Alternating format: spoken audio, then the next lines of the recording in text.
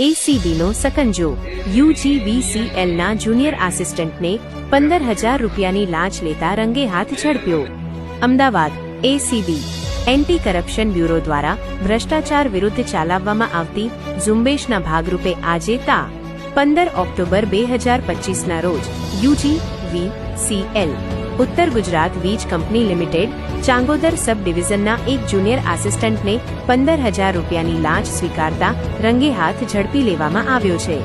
પ્રાપ્ત વિગતો અનુસાર આ કેસના ફરિયાદી એક જાગૃત નાગરિક છે, જેમની ફાર્મા કંપનીના મીટરના લોડ વધારા સંબંધિત કામ માટે યુજીવીસીએલની વેબસાઇટ પર ઓનલાઈન અરજી કરવામાં આવી હતી અને જરૂરી ફી પણ ભરવામાં આવી હતી।